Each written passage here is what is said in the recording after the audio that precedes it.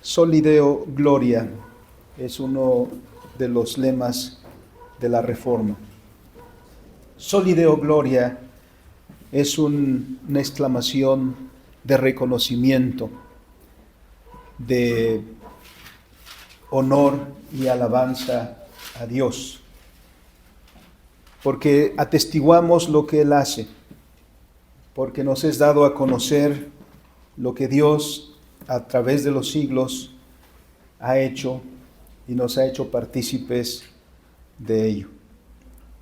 Al llegar al final de esta carta, de esta epístola del apóstol Pablo a los romanos, en esta exposición tan excelente del Evangelio de nuestro Señor Jesucristo, como dijo desde el principio, porque recordemos que al manifestar la intención de visitar Roma, de estar con los hermanos, era precisamente para compartir el Evangelio, y no porque no lo conocieran, sino para que fueran afirmados también nuestros hermanos como iglesia de Jesucristo. Este Evangelio que el Señor ha ordenado que se predique en todo el mundo, este Evangelio del cual el apóstol Pablo es el enviado a los gentiles, este Evangelio que nosotros hemos escuchado, este Evangelio del cual también nosotros hablamos en nuestra generación. Es la historia de la redención que se ha anunciado desde casi el inicio de la misma historia de la creación. Y digo que casi, porque nuestros primeros padres fueron creados en perfección, como dice las Escrituras, pero ellos eligieron apartarse de su Creador y lo hicieron en rebeldía. Sin embargo, Dios no dejó las cosas así. Enseguida, Dios en su gracia y su misericordia por la obra de sus manos actuó y comprometió su palabra de redención a nuestros primeros padres, lo que conocemos como el protoevangelio que encontramos en Génesis capítulo 3. Por eso Pablo en el primer capítulo de Romanos nos hace una alusión a aquel principio de la historia. Ahí es donde comienza la manifestación de la gracia de Dios en esa forma redentora. Ahí cuando leemos en el capítulo 3 que Dios deja escuchar su voz una vez más, y en esa voz que nos deja escuchar a nuestros primeros padres es una voz de redención, porque nuestros padres habían pecado. Y la palabra del Señor mismo dijo: el día que de él comieres, ciertamente morirás. Y qué misericordioso es Dios, que en lugar de venir y confrontar y castigar, aplicar la sentencia, el Señor mostró su misericordia y ahí empeñó su palabra a sus criaturas de que la simiente de la mujer aplastaría a la simiente de la serpiente. Esa historia de la redención es la que se ha estado desglosando a lo largo de los siglos. Esa historia es la que cuenta la Escritura, solo que a veces leemos la Escritura de una manera fraccionada y no logramos encontrar cuál es el hilo que unifica toda la historia y todas las historias, porque a veces leemos las Escrituras como una colección de historias. Ahí están las historias de David, ahí están las historias de Salomón, ahí están las historias de Israel, ahí están las historias de las plagas en Egipto, etc. Y comenzamos a leer solo así, pero perdemos la integración de esas historias que están contando una sola historia, la historia de la redención. Porque el Evangelio no es exclusivo del Nuevo Testamento. El Evangelio es el anuncio que se da desde el principio. Hay Evangelio para Adán y para Eva. Hay Evangelio para Noé. Hay Evangelio para Abraham. Hay Evangelio para los descendientes de Abraham. Hay Evangelio para nosotros. Y ese mismo es el Evangelio que está a lo largo de la historia. Alguien que nos deja ver esa historia con detenimiento, por ejemplo, es el hermano de Graff en sus 4 tomos del pueblo de la promesa. De una manera más resumida lo hacen el hermano Gohin y Craig Bartolomeo. Al narrarnos en 6 capítulos lo que ellos llaman el drama de las Escrituras. ¿Por qué el drama de las Escrituras?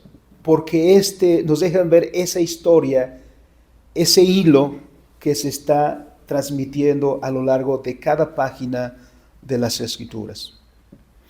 Pablo también es lo que nos está diciendo.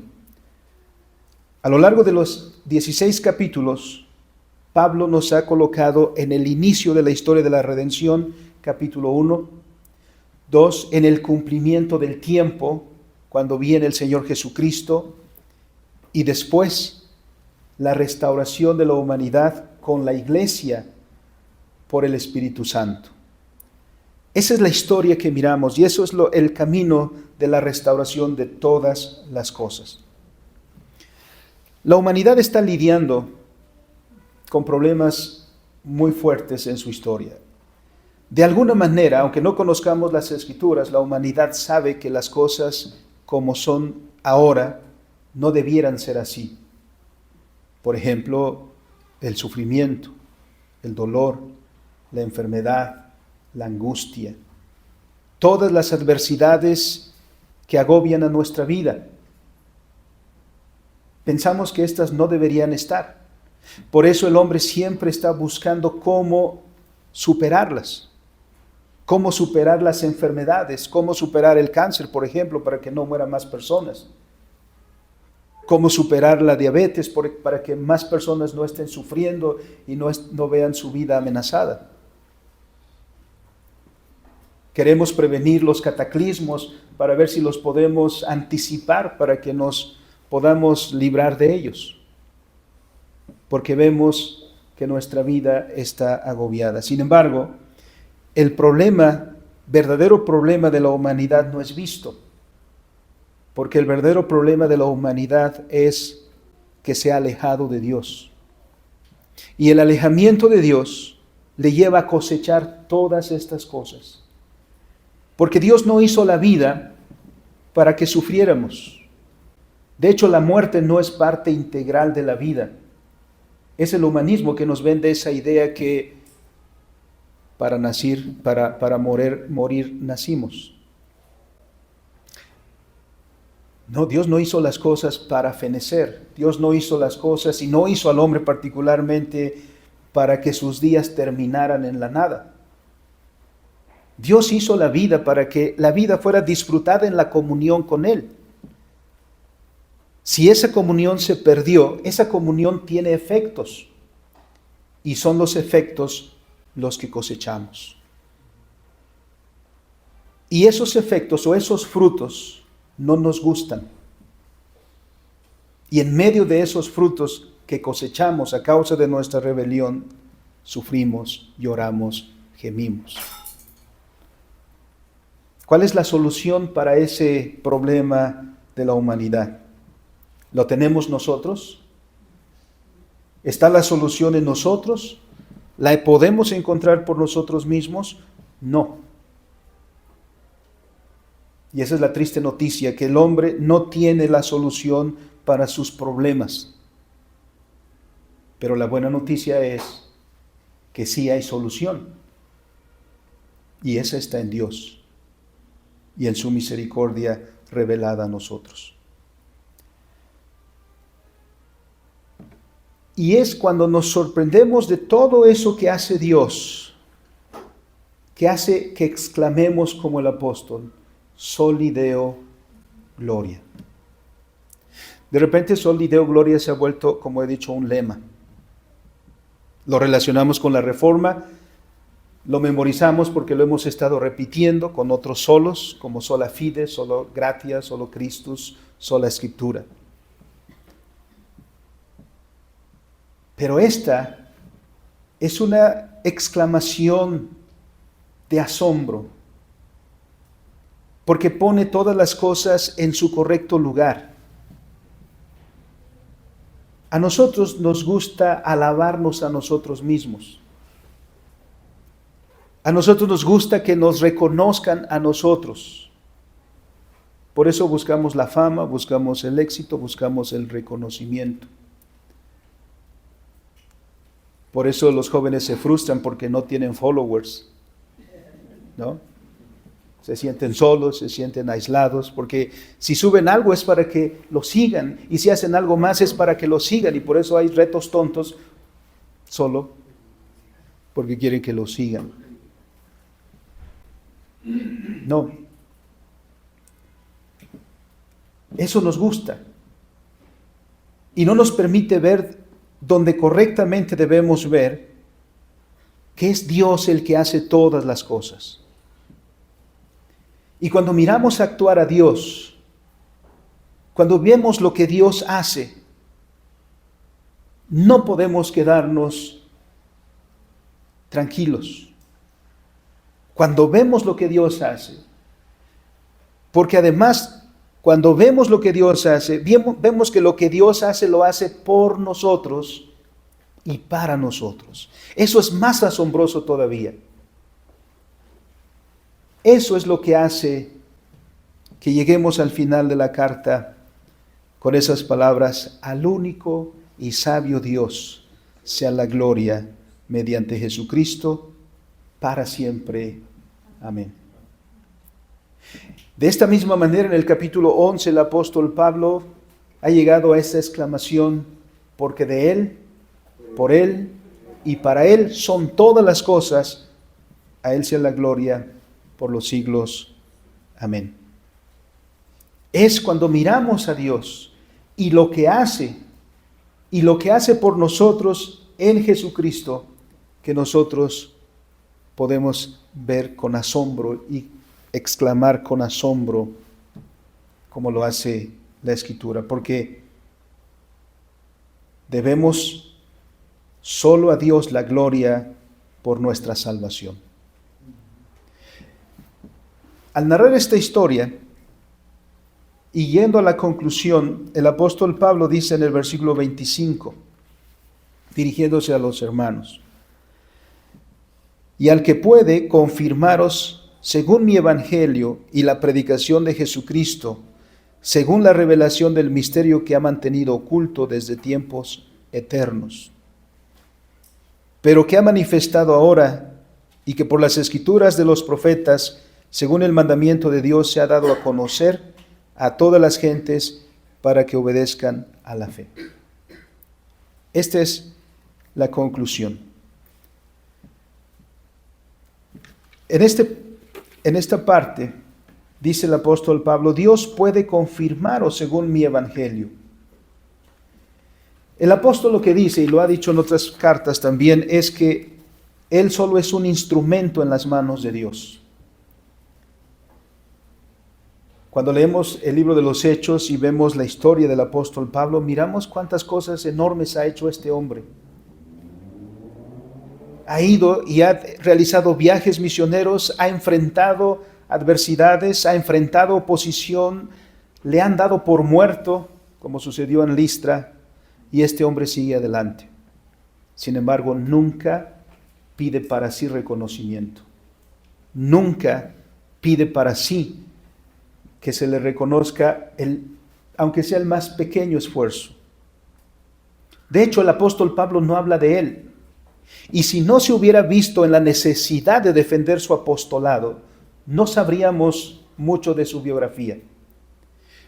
Es cuando el apostolado de Pablo es atacado, cuando escuchamos a Pablo hablar de su vida, de cómo el Señor lo llamó, de quién era él antes de ese encuentro en el camino a Damasco. Pablo es solo un instrumento en las manos de Dios. Cuando Dios llamó a Ananías para visitar a Pablo, que estaba ya en Damasco, lo hizo mencionando Dios a Ananías, que había escogido a este hombre, a Pablo, para llevar su nombre en presencia de gentiles y de reyes y de los hijos de Israel. Hechos 9:15. Así pues, Pablo era solo un mensajero. Pablo era solo un enviado del Señor para dar a conocer las buenas nuevas de la obra de Dios en Jesucristo, aquello que estaba sucediendo, porque el Señor Jesucristo vino, el Señor Jesucristo murió y el Señor Jesucristo resucitó. Y aquí es donde se centra el Nuevo Testamento y particularmente las epístolas apostólicas, para explicarnos el significado del advenimiento, de la muerte y de la resurrección del Señor Jesucristo, no solo para nosotros, sino para el cosmos entero. Porque esta es la historia que se está narrando ahí. Nosotros, como Pablo, somos solamente mensajeros. Y él fue enviado y nosotros somos enviados también para que el mundo conozca esas buenas noticias que Dios está obrando la redención de su cosmos desde nuestros primeros padres. Dios no comenzó la redención en Belén. Dios comenzó la redención en el mismo instante que nuestros padres cayeron en el Edén. La historia de la redención comenzó allá. Y esa historia se ha estado narrando a lo largo de la historia. Sin embargo, esa historia no fue narrada al mundo. Nuestros padres antes del siglo XVI, finales del siglo XV, ignoraron esta historia. Generaciones y generaciones de habitantes de estas tierras murieron sin conocer el Evangelio. Y ese Evangelio no solo quedó escondido para estas generaciones, sino para el mundo. Pero ese Evangelio se mantuvo latente porque así lo estableció el Señor en un pueblo pequeño, casi insignificante para el mundo, pero la historia de la redención se gestó ahí, siglo tras siglo. Satanás no descansó. Satanás trató de impedir que eso sucediera. Por eso en el Antiguo Testamento la persecución a los piadosos, la persecución a Israel, la persecución a la verdad. De hecho, Atalía casi termina con la simiente del Mesías, tratando de acabar con toda la familia de Josafat, de él y sus hijos. Elías, a quien conocemos, triste miraba el panorama. A tal punto había llegado la apostasía que en su tiempo Elías pensó que él era el único sobreviviente de una generación piadosa. Pero la historia no se trata de lo que hace Elías y de lo que puede hacer Elías, de qué tan capaz es Elías, porque la redención no depende de Elías. Dios le dijo: miren dónde está el énfasis, no en ti, Elías. El énfasis está en mí. Y la respuesta consoladora para Elías es: yo me he guardado, yo me he reservado 7,000 que no han doblado su rodilla. ¿Quién es entonces el que lleva adelante la historia de la redención? ¿Quién es el que anuncia, preserva, desarrolla, cumple y fructifica el Evangelio? ¿Nosotros? No. Es Dios. Y precisamente por eso está con garantía. A nosotros nos dicen de repente: mira, te doy esto, por favor, guárdamelo un ratito. Cuando nos los piden no sabemos dónde está. Lo dejamos en algún lugar, pero no sabemos, lo perdemos. Si el Evangelio en su anuncio, en su fructificación dependiera de nosotros, hermanos, sabemos lo que sucedería. El apóstol Pablo, entonces, en la secuencia de aquellos hombres y siervos de Dios como instrumento de las buenas nuevas, es un instrumento precisamente en las manos del Señor. Con estas palabras de Romanos, el apóstol también quiere dar a los hermanos de Roma una mayor confianza en la perseverancia en la fe. porque como luego se dice popularmente, lo difícil no es llegar, sino perseverar. Nosotros no llegamos, nos trajo el Espíritu Santo a los pies de Jesucristo, pero entonces nos dice, manténganse firmes. Pablo, para exhortar y consolar a los hermanos en una confianza mayor en la perseverancia, porque todos nosotros sabemos que las luchas que tenemos que librar todos los días como cristianos son agotadoras. Entonces, es el mismo Dios el que produce en nosotros, dice la Escritura, el querer como el hacer por su buena voluntad. Él es el que es poderoso para afirmarnos en el Evangelio que hemos escuchado y el cual hemos creído. Dios es poderoso para ello. Otra vez, el énfasis no está en nosotros. Nosotros visitamos a un enfermo y le decimos, échale ganas. Y a veces no sé qué significa eso. Échale ganas, pues, está postrado. El Señor no viene y nos dice a nosotros, échale ganas. Dice Pablo, y al que puede, el enfoque está en Dios.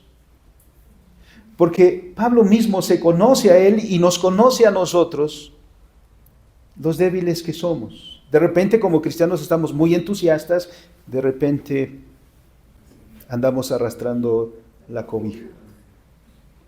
Por eso el apóstol Pablo dice, no a ustedes, sino al que puede. ¿Quién es el que puede? ¿Quién es el que es poderoso?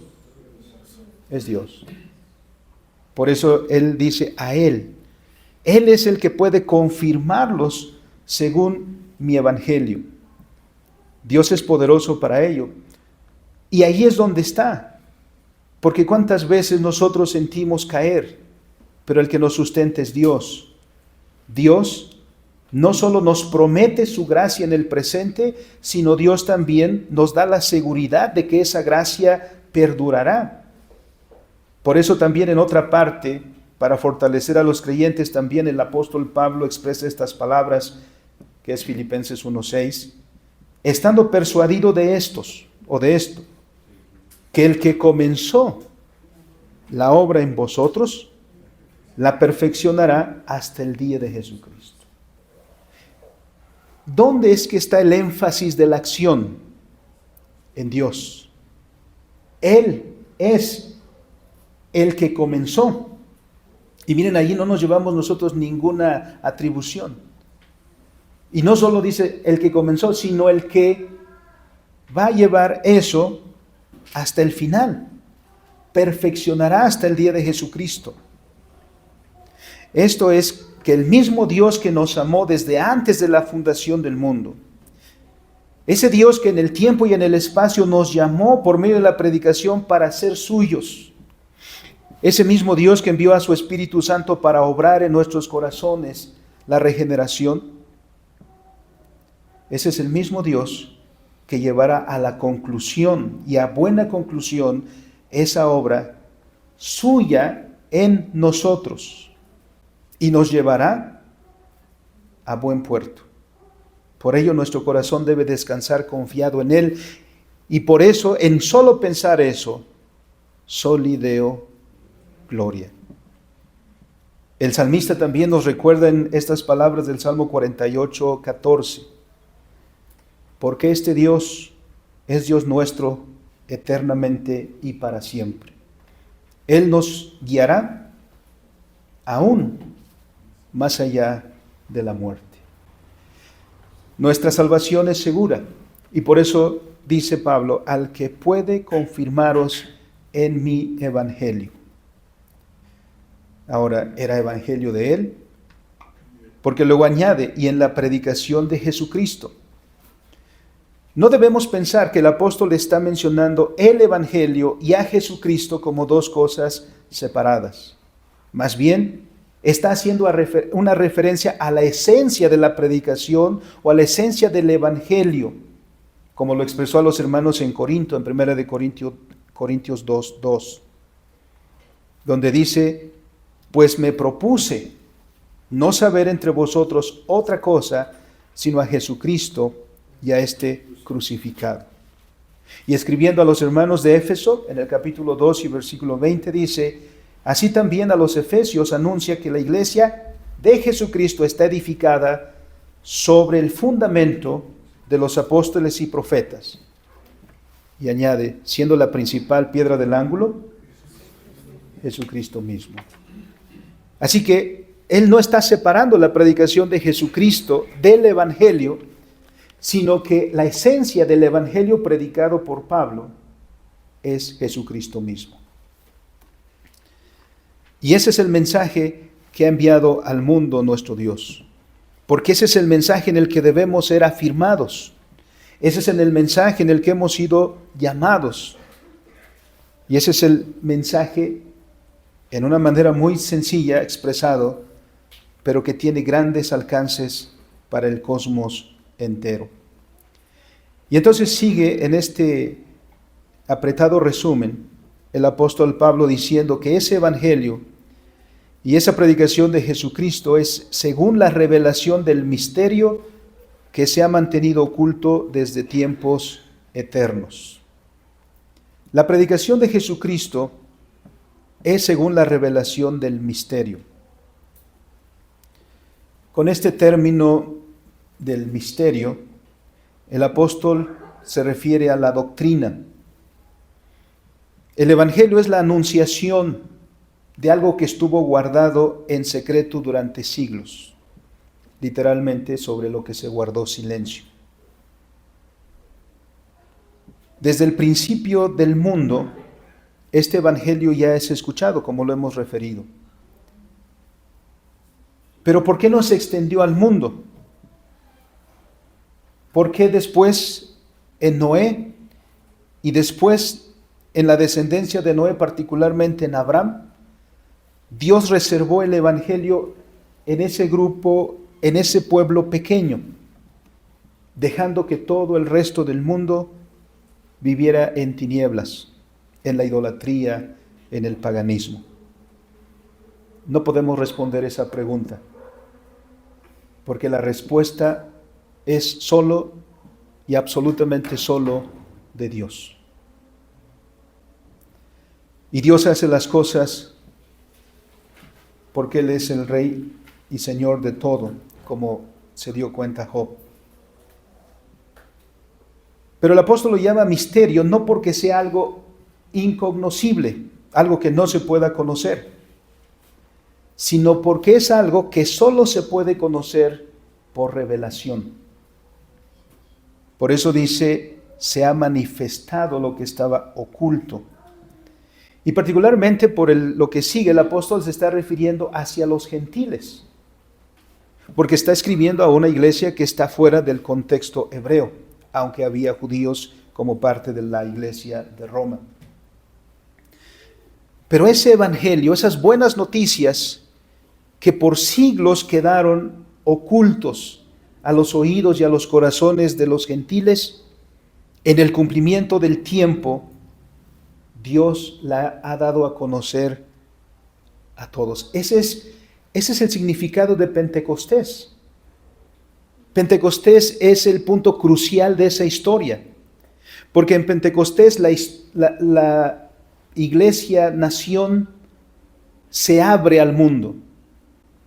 Es, diríamos, en ese punto cuando la iglesia adquiere su carácter católico, su carácter universal. Ya no es más una iglesia-nación, y Pablo lo ha expuesto en la carta, porque había muchos judíos que todavía se sentían muy ufanos de decir somos descendientes de Abraham. Y Pablo ha expuesto en el capítulo 9, no todo el que desciende de Abraham según la carne es israelita. Porque el verdadero israelita, ¿quién es? Aquel que sigue a Abraham, no según el linaje, sino aquel que según la fe sigue a Abraham.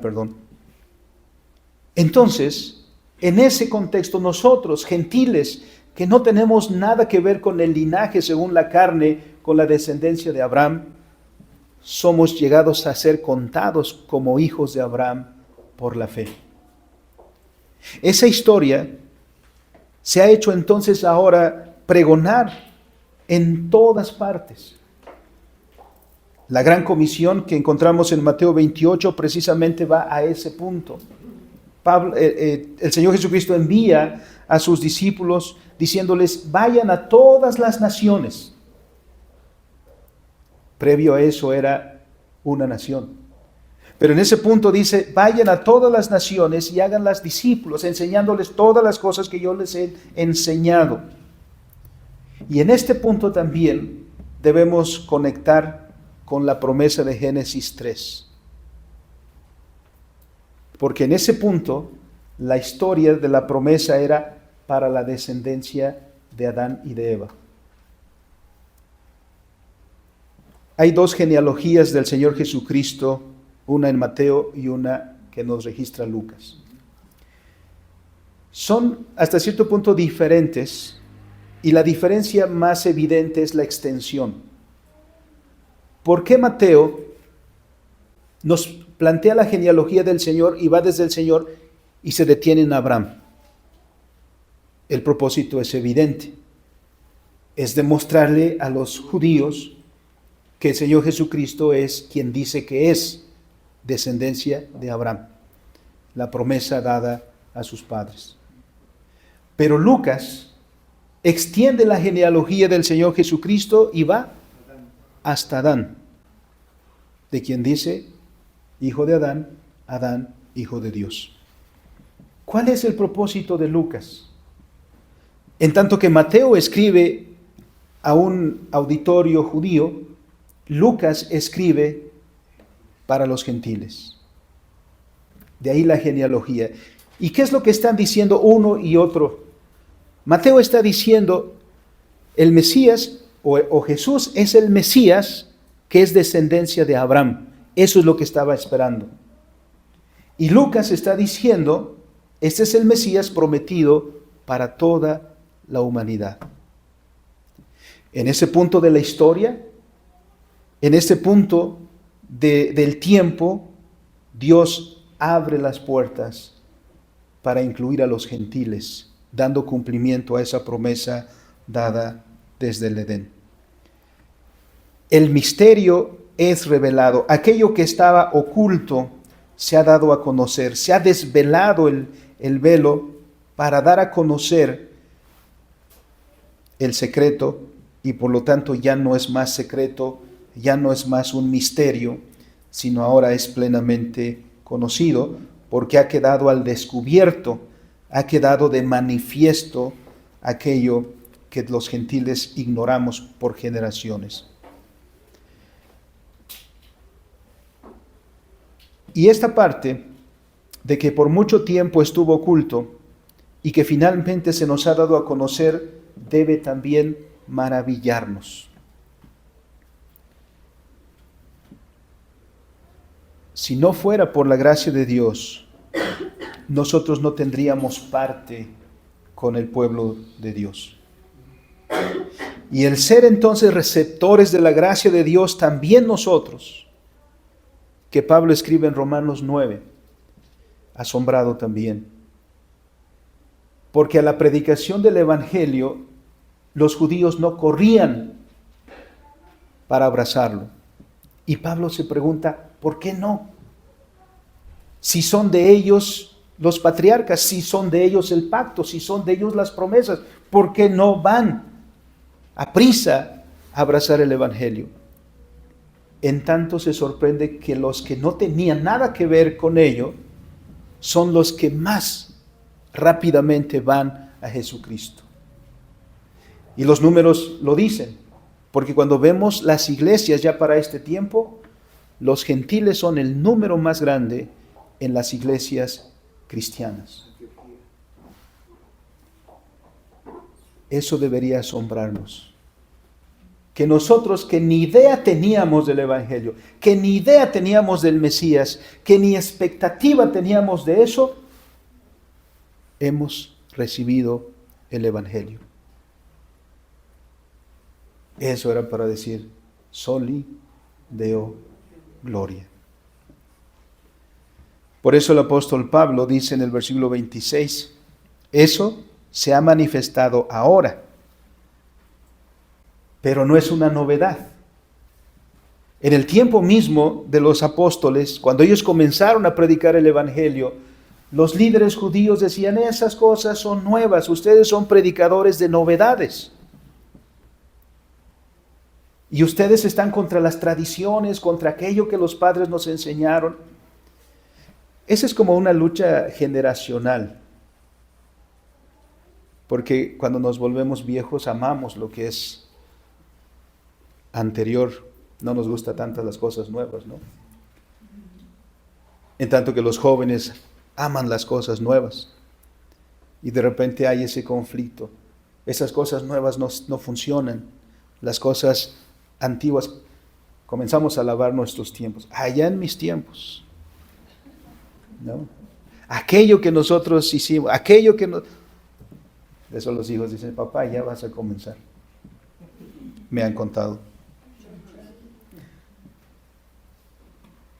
Entonces, los líderes judíos, tratando de preservar la tradición de ellos, dijeron a ellos, ustedes están predicando cosas nuevas que nunca se han oído. Esa misma acusación fue en el siglo XVI para los reformadores, de parte de los romanistas. ¿Quién ha escuchado antes eso de sola gratia? ¿Quién ha escuchado antes de eso de sola fide? ¿Quién ha escuchado antes de eso de sola escritura? ¿Y qué dijeron los reformadores? Estas cosas no son nuevas. Son nuevas para quien no las conoce.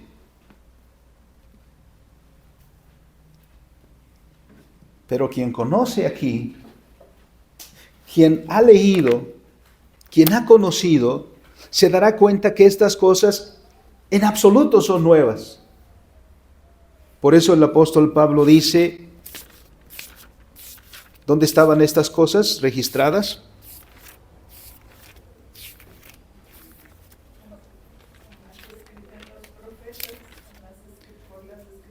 Y que por las escrituras de los profetas, según el mandamiento de Dios eterno, se ha dado a conocer a todas las gentes, para que obedezcan a la fe. Así que no son novedades. El Evangelio no es una novedad. El Evangelio ha estado plasmado en cada página de la Escritura, desde aquella primera anunciación a Adán y a Eva. Tu simiente.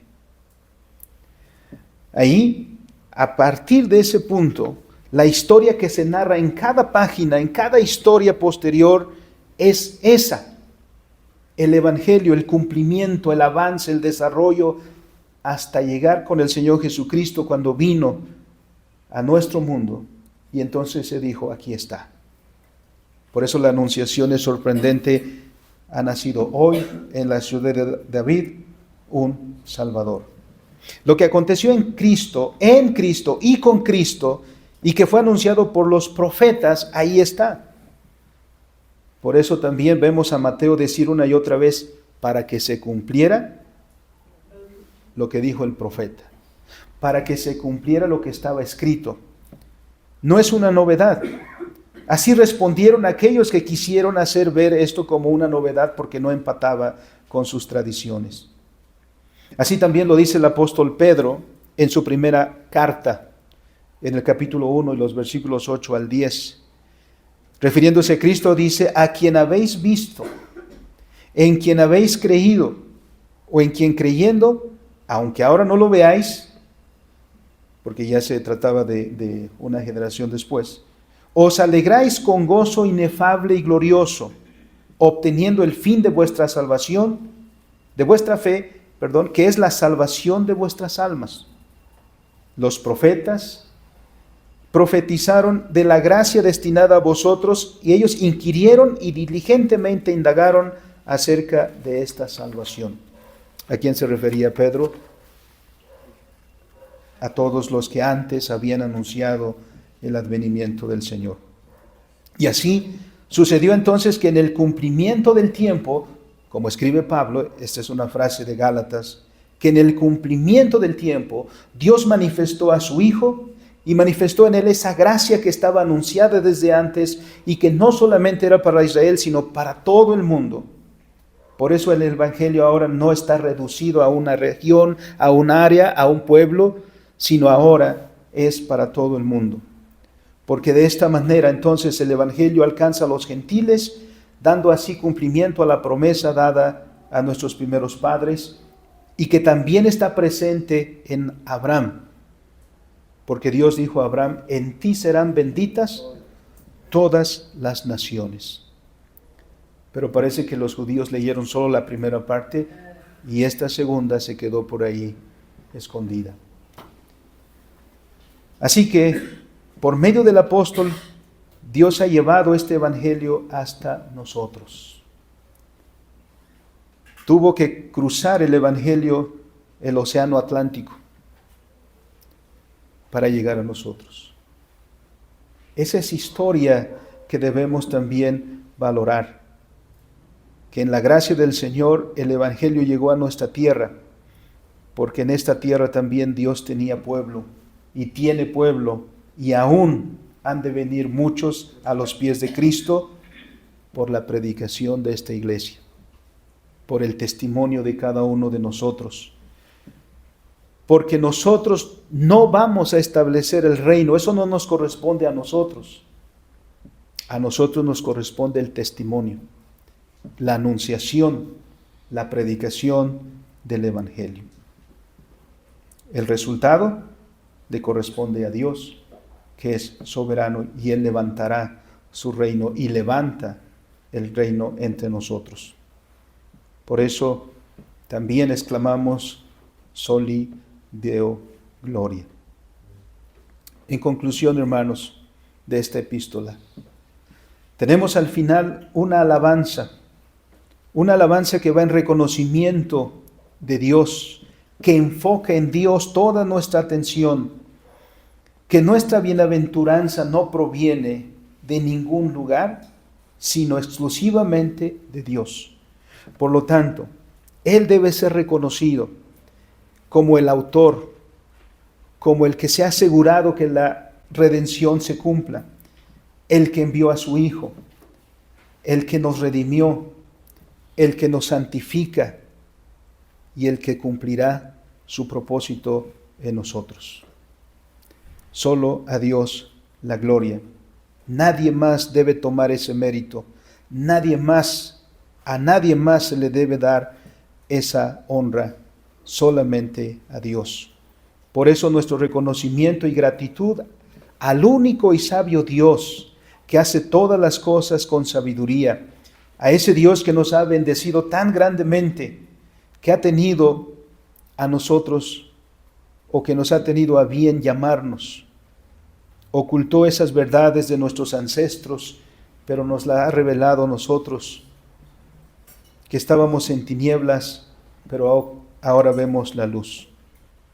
Y estamos con la seguridad de que ese Dios que ha comenzado la obra en nosotros, la concluirá plenamente en su regreso. No podemos sino culminar diciendo Soli Deo Gloria. Oremos. Bendito y soberano Dios,